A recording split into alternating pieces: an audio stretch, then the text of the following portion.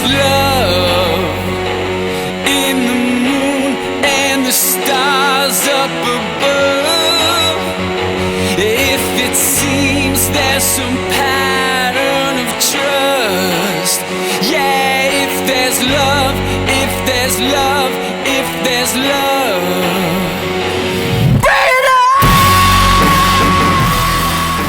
I am here with Jimmy Gnecco. Jimmy and his band Ours have worked with legendary producers like Rick Rubin and Steve Lillywhite, signed to major labels, DreamWorks and Columbia Records, for example, licensed songs to NCIS, CSI, all kinds of television shows, movies, worked with the great Brian May, Spider-Man 2 movie soundtrack.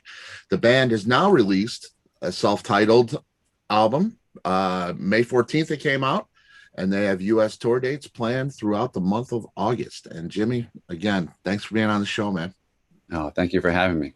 Yeah, it's I got to tell you, I got this. The email hits my inbox, and I got Jimmy Gnecco, I got Ours, and it just wasn't ringing bells for me, man. Now I've been doing this a long time. I like to think that I have my ear to the ground on this kind of stuff.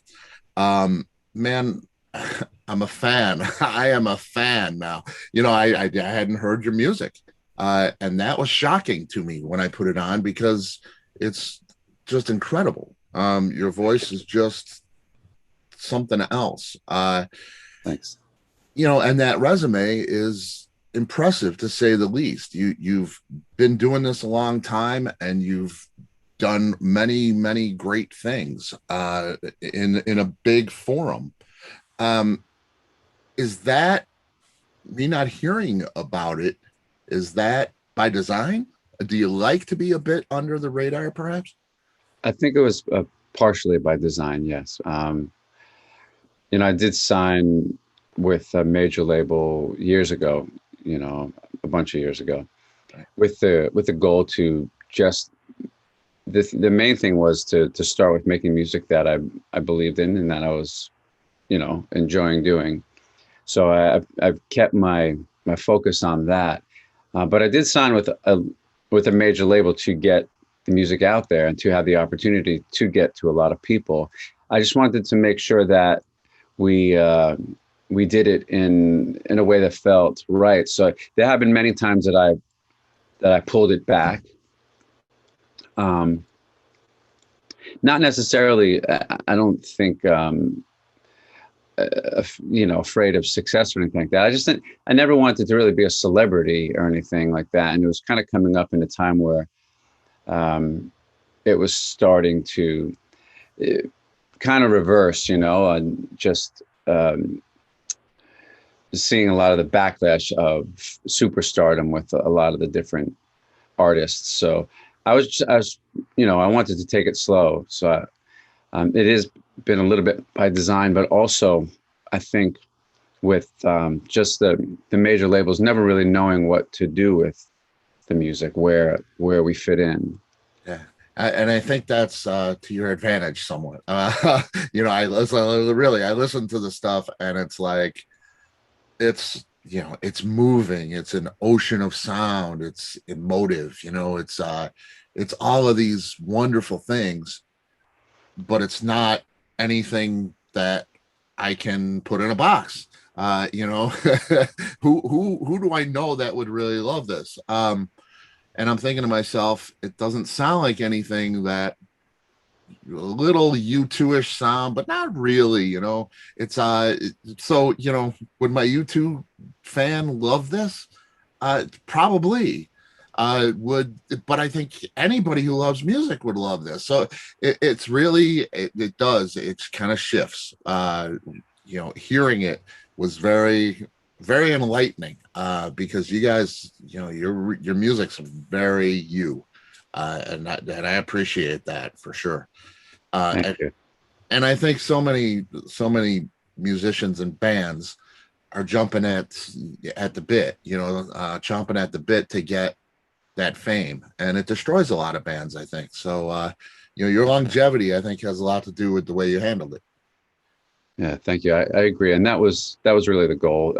I wasn't in a rush, really. I wanted to be proud of the work that we made in my lifetime. I wanted to set up a life's work with it. And I knew that it was going to be a long road for us because we didn't sound specifically like, I mean, people say here and there when they hear it because it helps them in their mind to be able to categorize it and put it into that box. And that's where I think through the years, I've had some frustrations with that because I know differently from some of the things that some of the comparisons that people have said. I've always known that my work came before their work for the most part, with probably U2 excluded, because I did grow up really loving U2, and that was a part of my upbringing and my hard drive there.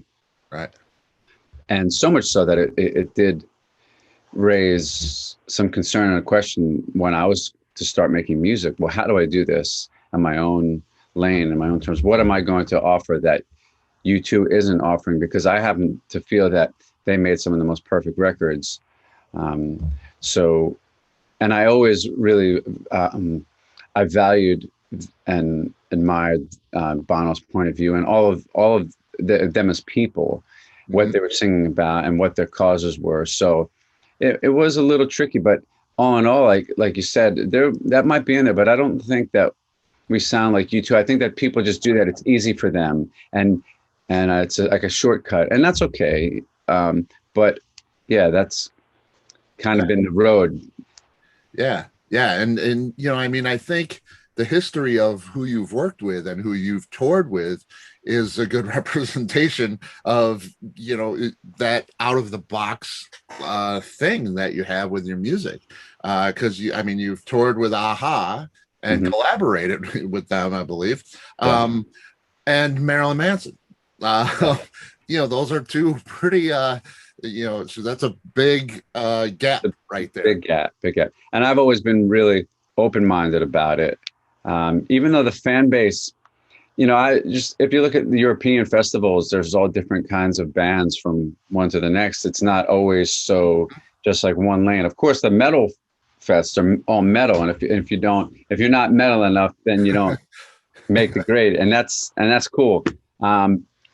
But the fans at those more the European festivals are more open, I think, from different kinds of music from one to the next. You know, you can go from you can go from the Gorillaz to Amy Winehouse back then, or, you know, into Foo Fighters. It's kind of that thing, and is that thing. And that's just, I've always taken tours based on, and maybe not so intelligently, but based on the artist that was asking us to do it. You know, so I've gone from, like you said, Aha to Manson to The Cult to my last tour that I did solo was with Lana Del Rey. There you go. So I just, and you know, we've toured with even like younger kind of emo soundscape bands like Circa Survive, Dredge. Yeah. Just because I myself love all different kinds of music, and I'm sometimes, you know, we would be offered the tour and I would listen to their music and I would say, oh, I like that. I'll do that. Yeah. So my mind is open, and it's been unfortunate that I think that's part of why it's taken so long as well, because I haven't calculated that audience. If I had to sit and calculate it, I think we would aim for certain tours, and then it probably would have caught on a little sooner for us. But I was pretty open about it from touring with Pete Yorn to the next tour was The Cult, and then we toured with Filter, Manson, all over that. Paramore asked us to go out and open for them on a big tour, which got messed up through that current management at the time that we had. But we would have done that tour just the same. Yeah, and I think it works. You know, it would work for me. And I'm like yourself. I listen to everything, obviously. But you know, I mean, I've been to metal shows. I think metal guys would appreciate you for sure, as well as the U2, Aha, Lana Del Rey crowd does. You know, it's pretty great. You know, when I started listening to the catalog, I thought, wow, where have I been? This is where have you been all my life, Jimmy? It's great, man. It's really Appreciate great that. stuff. Thank you. Um, I noticed there's a few things that aren't on Spotify. There's the first album is not available anywhere. The Sour. Oh yeah, yeah. Or it was mostly like kind of demos. That's why. Okay. Yeah. Okay. Yeah. And some of the stuff's not available on Spotify. It is available on other outlets, your Bandcamp page and your website and things like that. Is there a reason you don't have it on Spotify? Spotify seems to be the standard now. Well, the first three records are controlled by major labels. Okay. So if they are up or they aren't, that would be up to them, up to both Universal Music and Sony Music. Okay. As far as the first ones, and then we did hold out for a little while with streaming, just because everything had changed over, and I wasn't really sure about that path. I love the technology side of it as a consumer, and as just a normal person every day. I think it's amazing that you can have everything at your fingertips. And now I do it. I do actually subscribe to some streaming services, but for the longest time I didn't. I continued to buy everybody's records. But I don't think that we could fight the technology any longer. I think that it's a pretty great thing on that side. I wish that the artists were better compensated for it. Yeah. Because it's not the consumer's fault. It's, in my opinion, it's more about the business people behind it finding one more way to zing it to us. Yeah. So I was holding out, but the reality is I like the ability to have the music out there. That's why we do it. Yeah. So it was never about greed. It was just about trying in some sort of way to manage quality control and to somewhat have some sort of control over this is our livelihood. Right. So it's like if somebody was to go to college for 30 years for a trade or to really get that deep into something and then make the craziest invention, I think anybody out there would want to be compensated for that. Sure. For their life's work, because you can't. We're doing great with the band. The band is young and on fire, and my voice feels stronger than ever. But there is a reality with a lot of people that they live off of the residuals and the sale of their product. And at the end of the day, it is still their product. People can think that music should be free, but at the end, it still is it's a product. And if somebody made it and somebody's enjoying it, they should have had to at least, if it's a dishwasher, if it's a television, this stuff isn't free. Right. So the content, I know that's the thing. It's a long conversation, but right. we did try to hold out for as long as we could. But at the end of the day, I finally just said, put everything we have on all the streaming services. I just recently did that. Yeah. Because I didn't want people to not have access to it anymore. I didn't want our fans to feel to suffer from it, or to feel like, why are they making it so difficult for us to enjoy their music? So we did have to give into it, and I think we all just need to keep pushing for the big companies to compensate us more properly. Yeah, totally. And it was a wonderful thing for myself. So in that situation where I've just discovered you, I can immediately have it.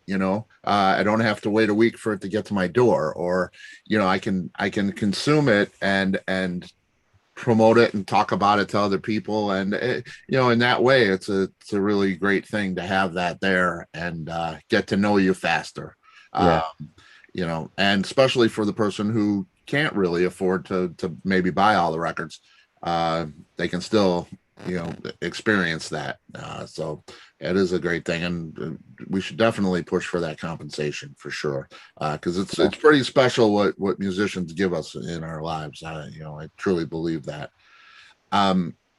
Where do we start in your catalog? I know where I started, but I mean, for somebody who hasn't discovered you, here it is. It's a pretty deep catalog that you have now. What would you say is the best place to start? My goal, quite honestly, was to make which is why we called this record Ours, was to make that definitive Ours record for people to start with. Because I've jumped around a little bit sonically and approach wise, not so drastically. I wouldn't say that it's been as drastic as somebody like Bowie, Yeah.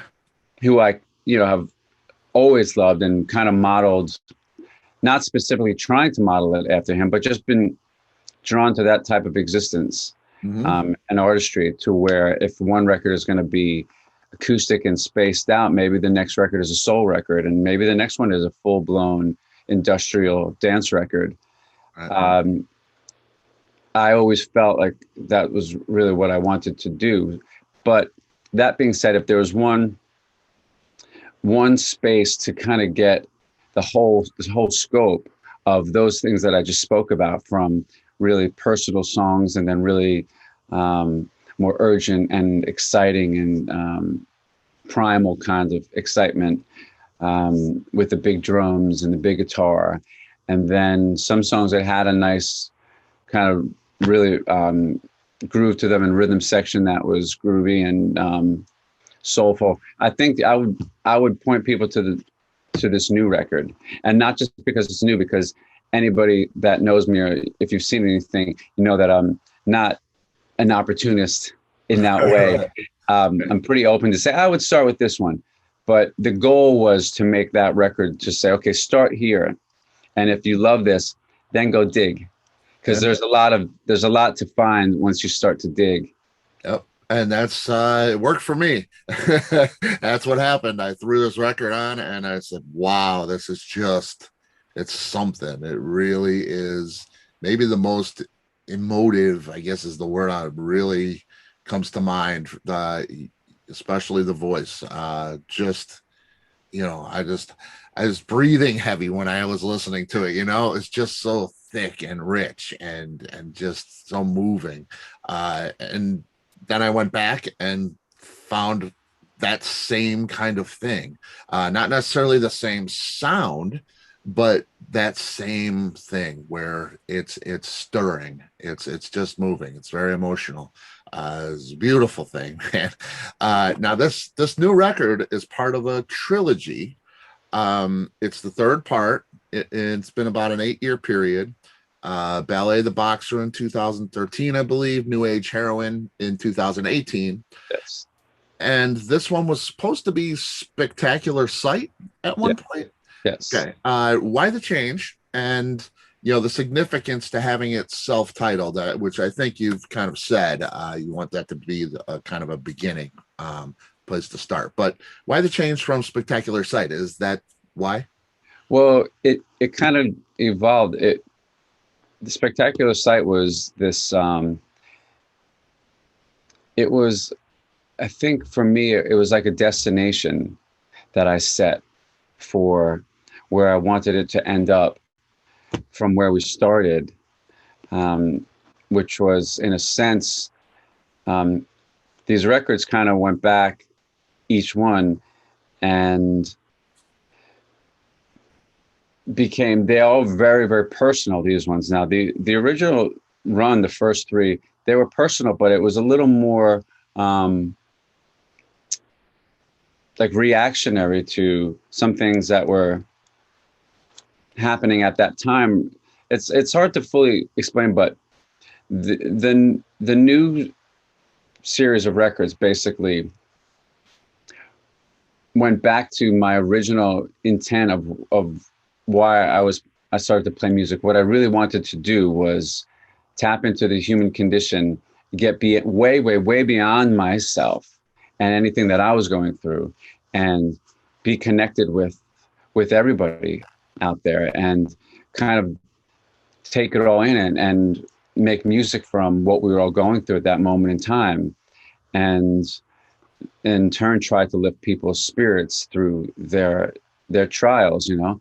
So but what happened, I got a little caught up in what I was going through in the music business and all that, and it became more about reacting to that, which was still relevant to what was happening, and it was all very honest music, but it was a little too caught up in my own Right. kind of thing. So as much as these new records, Boxer, New Age Heroin, and Ours, as much as they're very personal to me, they're personal to me because I feel like I got back to that space of my original intent, which was to do that, to get beyond myself, but to still myself be very present in the moment with everyone else.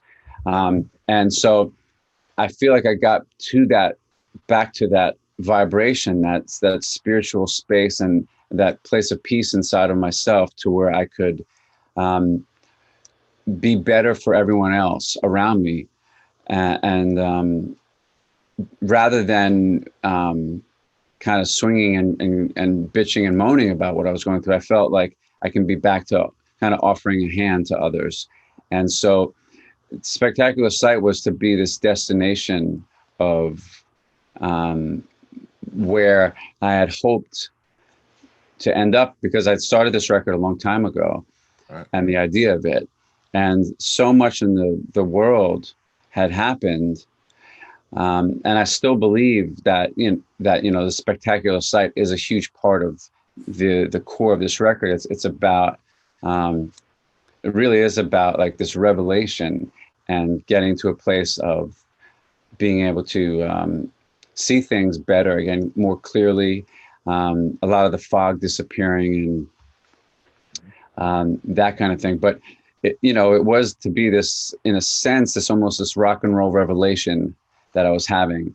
And I was going to use more rock and roll music this time as the backdrop to it. So that was kind of the idea, this rock and roll revelation. But time went on and stuff happened around the world and in the country, with a lot of the mass shootings that were happening very close to home. I was in the Mandalay Bay while that shooting was happening. I was underneath the shooter. Oh. But like, a lot of these songs are already written, to tell you the truth. When that happened, they're written and recorded and pretty much mixed. We were just waiting.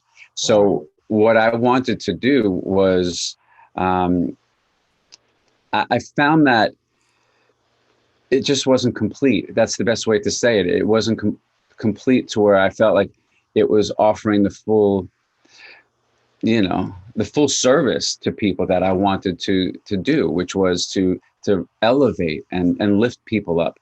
I still felt, because I had songs like Spectacular Sight, Lose Control, Eyes, Eternally, Your Man, Don't Lose Yourself. They were all pretty much finished, Across the Clouds. But then I went back and I said, now I have to really, really complete what I set out to do. And in doing that, it was just this overwhelming feeling to me that it felt like this is to be the self-titled album. The final record in all of these chapters of what we've gone through could be the final Hours record. It's hard to say, but if that's the case, then that's where I wanted to end it. Wow. Yeah. And to come back in a sense in full circle, but still, to me, it's kind of the beginning. It's the beginning of something more than it is the end of it. Yeah. Yeah. And that's, I got that feeling from listening to it. It is uplifting. And it can be dark, but it's still uplifting.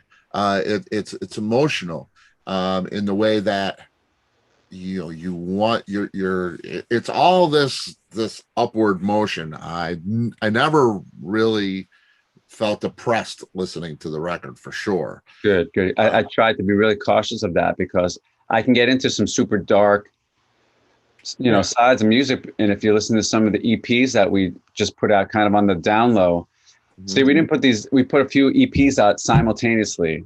at the same time as the record. But we've only put them on Bandcamp for now. And if that goes back to answering your question, because we didn't want to confuse people as to what the new record was. Right. Okay. So we will put all the EPs up for streaming as well. But in the meantime, I really wanted people to feel this new record.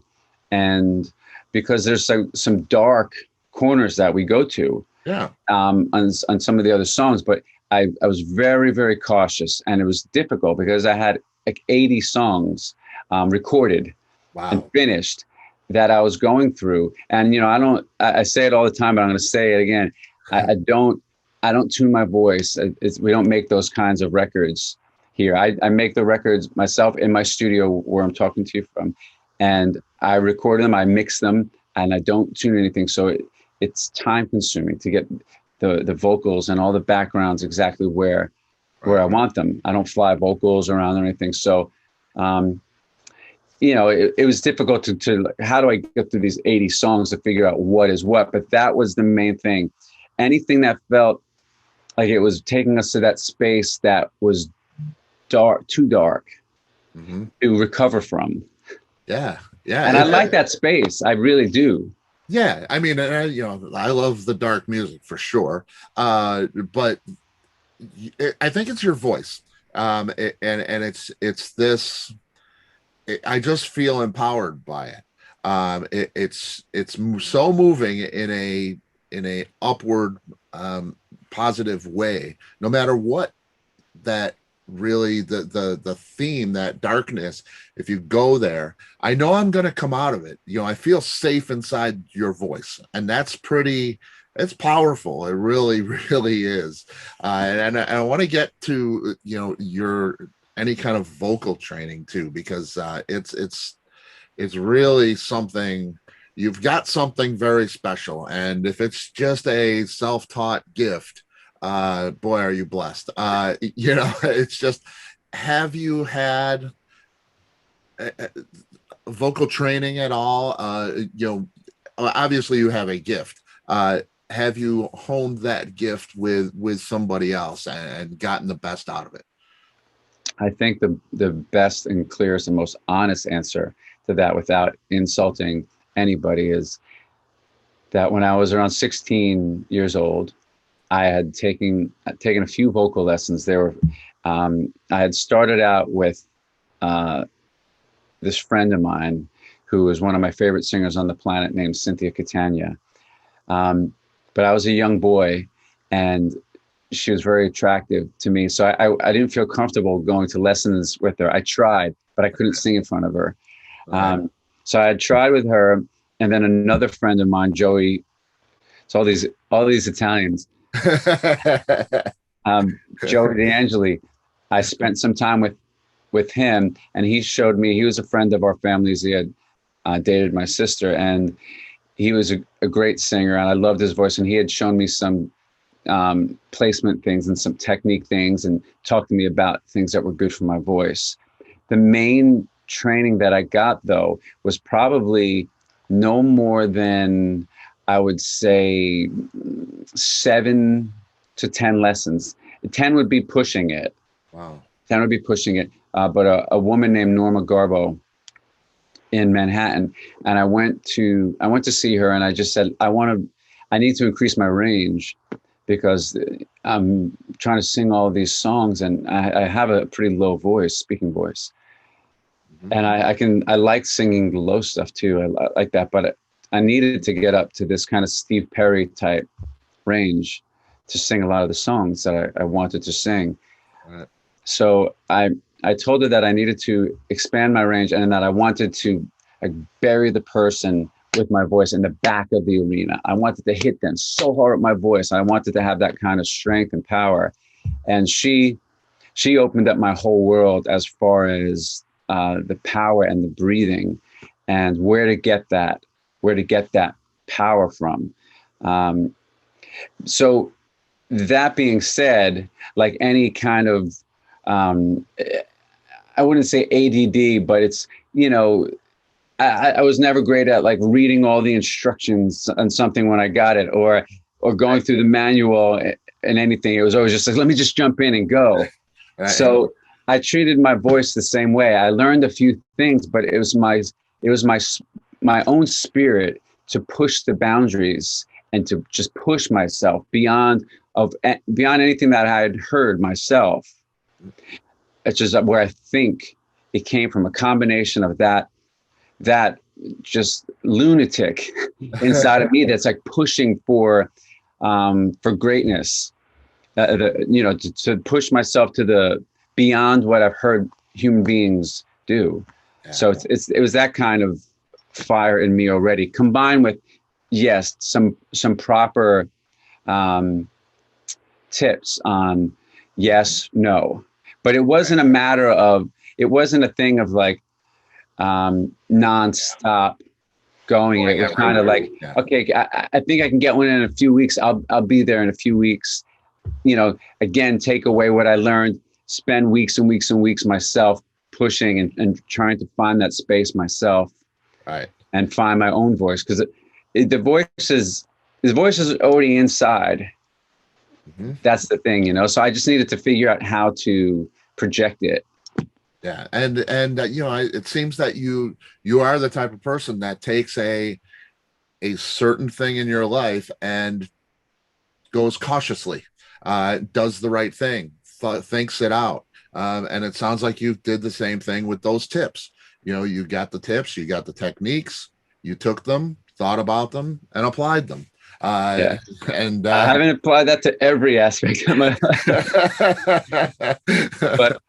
But the music, I've been fortunate to do that. It's the one thing that music and I've tried greatly and deeply my relationships over the last 20 some odd years to be the same way about them, to just with my friends and my family, not always so great romantically because the music is the thing that I can't compromise. Right. And that I do take so slowly and cautiously, that it has always come first. Yeah. The music, and the craft of doing it. So, and that's hard in a relationship, definitely. Yeah. That's always tricky. Yeah. But it's the way you approach things it's infectious, really. I'd love to be more of that person. It's great to see that. Now you have a solo album as well, with the Jimmy Gnecco name on it, The Heart. Yes. Do you plan to do more solo albums? And how is that material different from what you would put out with the Hours name on it? Okay, so on the solo record that I did, I purposely made it different, just as I would any next Hours record. In essence, it's the same thing. It comes from the same place. It just, when I did my solo record, I made a point so that I could feel great about it, to pretty much play everything on it, so that I wasn't having others contribute on it to the point of feeling like, it's just a weird thing inside me that I felt like, well, if it's going to be a solo record, let me go do it solo. Mm-hmm. Because that's what Hours has always been. I've always written the songs in Hours. I write most, not all, but most of the parts and stuff. I have wonderful collaborators through each and every record, and each time span in Hours. I've had great collaborators who have elevated the songs. Once I got them to where I wanted them, and I got what I wanted out of them, and this collaboration has happened from people, and their contribution, it has elevated them beyond what I could have done on my own, without a doubt. But then there are lots that I just, if you go down it, you'll see like, oh wow, he did everything on this. It just varies. So if I do another solo record, it just depends where my head is at. It could be anything. It could be more, next time it could be more instrumentation than ever before. It could be super dark and bombastic. It's hard to say. It just really depends on where I'm at in that moment in time, like what's really exciting me. Yeah, That's cool. I love that. You know, it's we don't know what we're going to get from you, and that tension is really, really great to think about for the future. Um, what's the most important thing someone should take away from your music? I listen to it, and what I take away from it is that deeply, almost spiritual, uplifting vibe. Is that the most important thing? Is that what you really want people to take away, or do you want them to say, this is a great singer, or this is, just the music, the instrumentation is there one thing in particular that you want to give the listener with this music? I think, yeah, I think hope, really, about whatever. I'd much rather, I in some mindsets at certain points, I can get caught up in saying, okay, I really want to sing, the hell out of this and be great at it. But it's all for the point of serving some sort of emotional space that it, in turn, hopefully provides hope for others. That's what for me, like there are different kinds of artists, there are those that are super, super impressive to watch and like, wow, you hear him play. But I've always more so, even with all of, amazing technique and all that, you always come back to the human. For me, I come back just to the human condition. Yeah. And I don't want to personally ever lose that in the music. I try to be cautious to not get over busy and overplaying, because I want to make sure that ultimately what comes across is that emotion of the human condition that we're all going through. And I want people, it's ambitious, but many artists have done it for me, where you leave a show or a record's over and it's like it's a healing process. You just feel better after you've listened to it for some reason. And that's tricky because you can do that in all kinds of ways, right? Some people really need the angst in their music, and that helps them to get it out and feel better about it. So sometimes it's Slayer, and sometimes it's ABBA. It's that can do that for you. So it's difficult to say that any one kind of music can do it. But I think at the end of the day, if it's honest in some sort of emotion that people can relate to, that can be helpful. And and then you dress it however you want to dress it. But a great song and a great lyric and a great thought is that, no matter how you dress it up. And so whether it's, again, System of a Down or Morrissey, or Sarah McLachlan, to me, it's all in a sense the same. If it's reaching you on a human level, it's like, right. Yeah. So how does it make you feel? Is it moving you? Yeah, that's totally it. Now that would be my wish, that they come away from it just feeling better. Like they want to pick up a phone and be a better communicator. Maybe they could do that conversation over that they just did.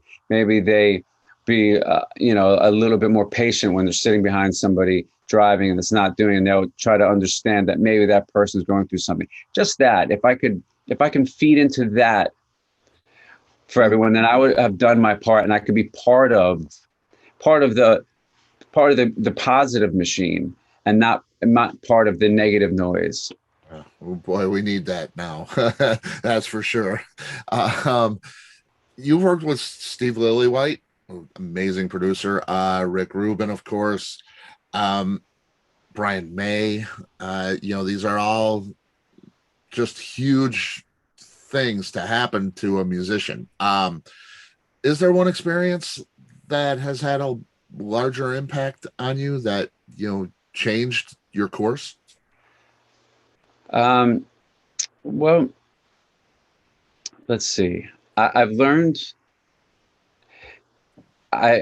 try to take something from every single situation through these years, because I mean, often it is because it was, you know, I loved these people, Lillywhite and Rick, and right down the line, Ethan Johns. I loved their work. So you get involved with them and you try, you know, I think it's always been a little difficult for me because I heard the music all myself. Like I heard how it should be finished. Right. And so a few times, Lillywhite, Ethan, they both said, you know, we're just kind of looking over your shoulder to see where you want to go and what you want to do. And, you know, Ethan had to have a talk with me because he almost got upset with me. And he said, can I talk to you? And he said, I don't know how to help you. And I said, how come? And he said, well, because when I think it's great, you think it's good and it can be better. Right. So I'm not sure how I'm supposed to help. And I said, I understand. I get that. I understand. And I'm sorry, but I get it. But you know, but let's stick it out and let's finish this record. And trust me, just a few more takes. And Rick was similar in that, where I had finished my vocal for this song with Brian May. Mm-hmm. And then Brian played the guitar on it. And that changed everything for me. Brian just elevated it. Yeah. And so after that happened, I felt, oh, I have to re-sing it. You know, the beautiful dance had begun. Right. I thought it was good until he played. Elevating, right. You know? And Rick was like, your vocal's unbelievable. What are you talking about? And I said, thank you. I'm happy that you like it, but can I just dig in a little bit more? And he said, absolutely, get it to where you love it. And that was such an amazing thing. I would have to say that with working with Rick has been the most natural for me. Though I loved my time with Ethan and Lillywhite. It was completely different. They were with me the entire time. Okay. Yeah. In the studio. I have heard that about Rick, that he's a pretty hands-off guy. Yeah. Just kind of lets you do your thing, comes in once a week, takes a listen, and then leaves again. You know, and that sounds like it would work a little bit better for you in particular. It was perfect. That's how I like to work. He maintains his perspective on it that way. Right. And I get to try all the different things in my head. Right. So I really loved that with him. And you know, doing a record with him, all of a sudden it just opens up all your resources to where we'll just keep doing it until you're happy. Don't worry. No, we have it. And I said, you know, the label called, they said we're cut off. He said, okay, I'll take care of that. So, yeah, he is the man. So that, I think, all in all, I mean, all of it has added up to the experience. There wasn't any one specifically. I learned so much from watching all of them, all of the engineers, sitting and watching every move to learn how to do it myself. Still so much to learn always. But I would say that the most rewarding experiences have been with Rick, and then, you know, by myself now.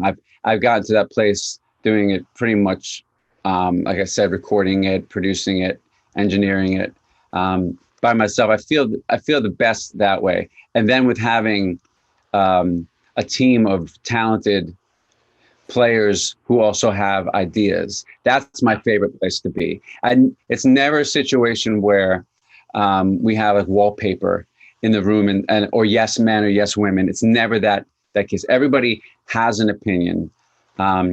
It's just that they present it to me in a very respectful way, and I value that. So they don't push their agenda. Anybody that I bring in to work on stuff with me, they're not pushing their agenda, and that's why it kind of works, the language. So it's not, they're not pushovers. They're just respectful of what I do and where I'm coming from, and they want to elevate it. So it's really out of love.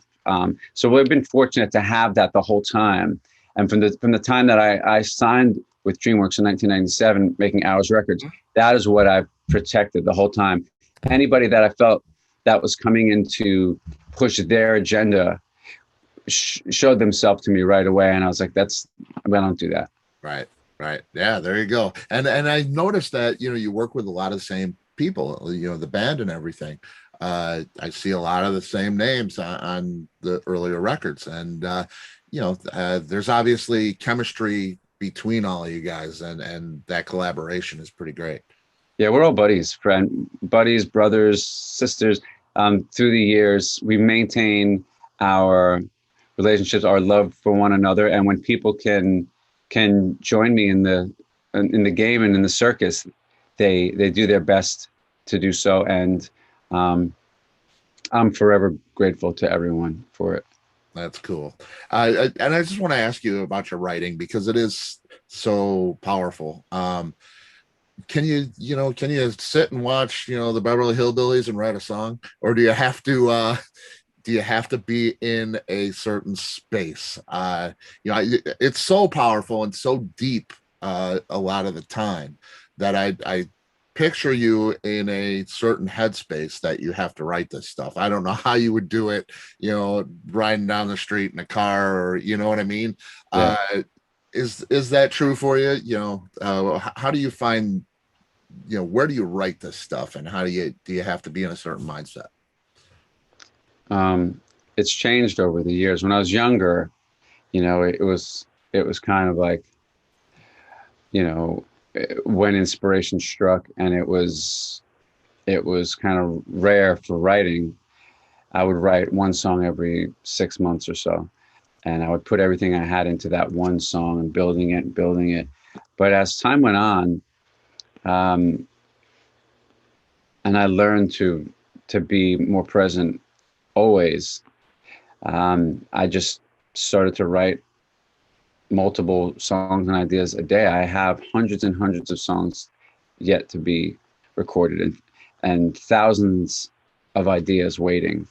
There's no shortage on it. So it used to be like everything had to be right, but I live in that space, whatever it is, and so if it's something that's that I'm struggling with, that's annoying me or aggravating me, I immediately I write about it. If I'm in a happy space, I write about that happy space. If so I just follow that. It's when you're thinking about writing a certain kind of song, then you have to set the mood to be in that space. If you're not there normally, I'm normally pretty much in a pretty grounded, deep space, open to hearing what's coming to me. Yeah. So so these days, I write all the time. And do the lyrics come to you? You write down the lyrics and then the music comes later? Is that how it works? It's usually the music first. Okay. And then every once in a while, it's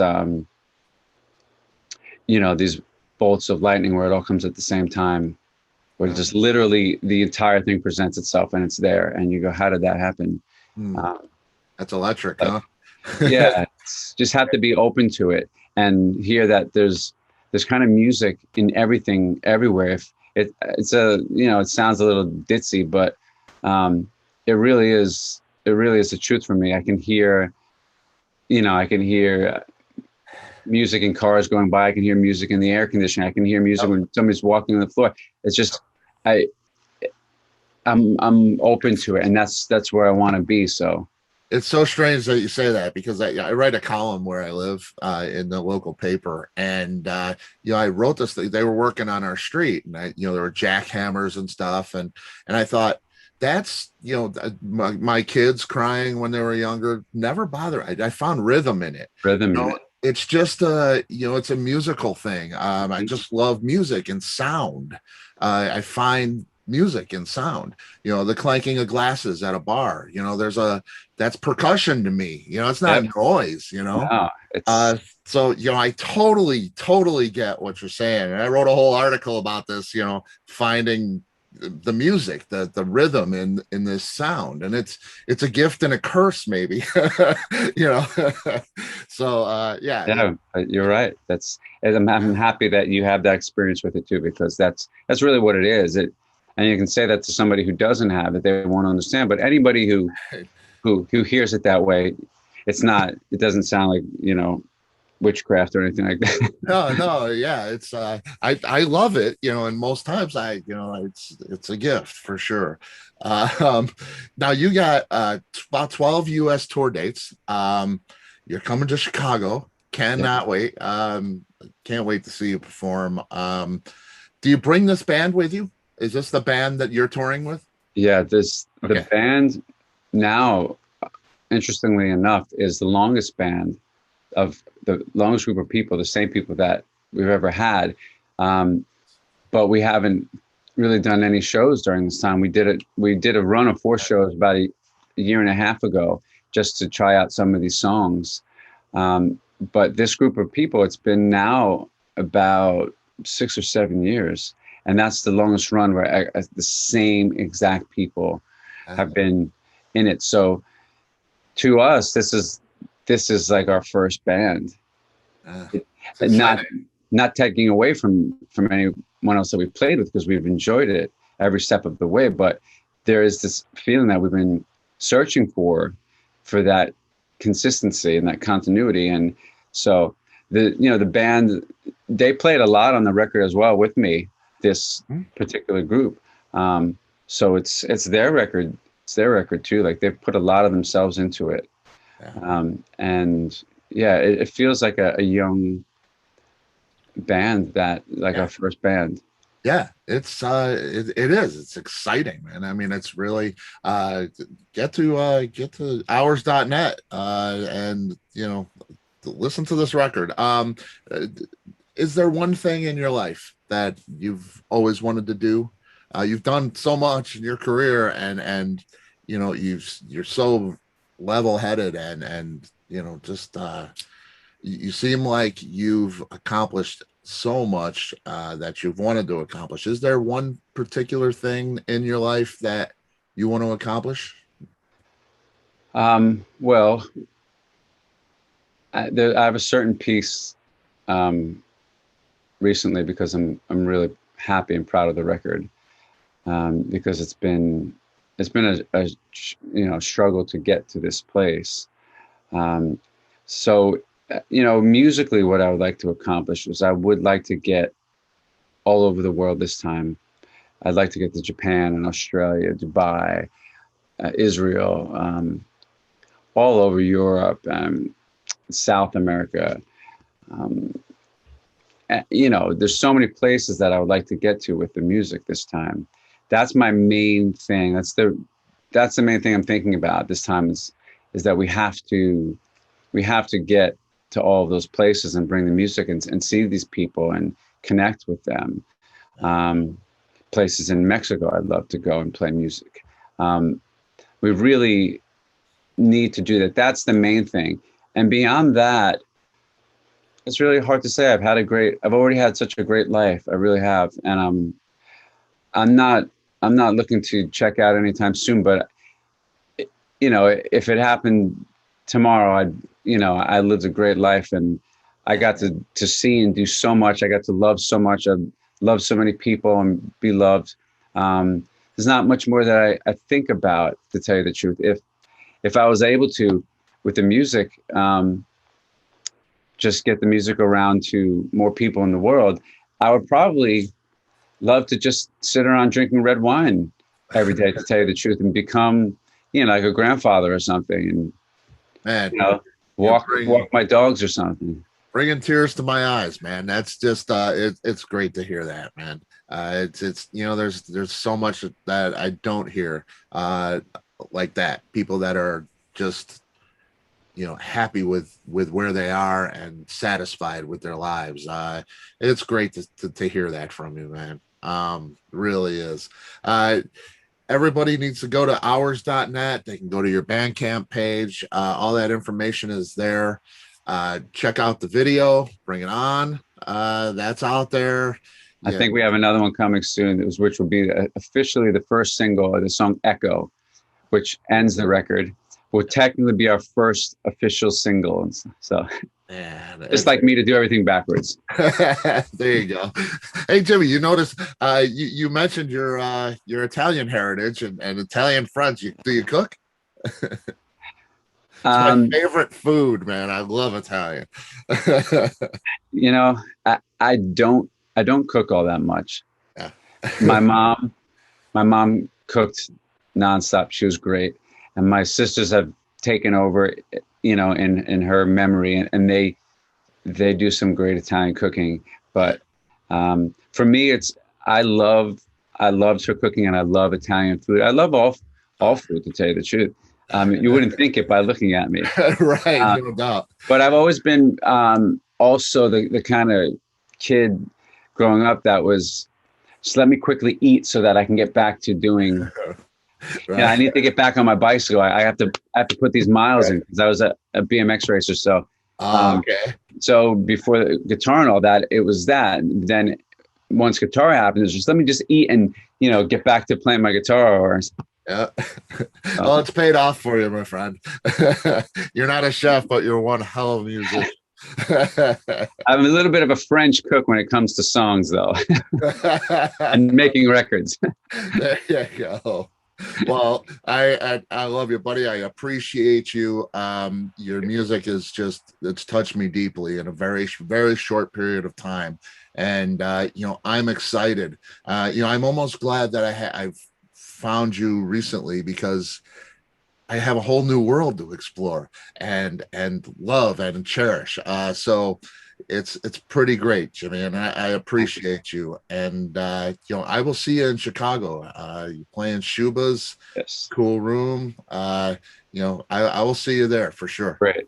I'm looking forward to it. It's been great talking to you. You too, man. Thanks so much, Jimmy. Okay. All right. I'll see you. I'll see you then. All right. Bye-bye. Bye-bye.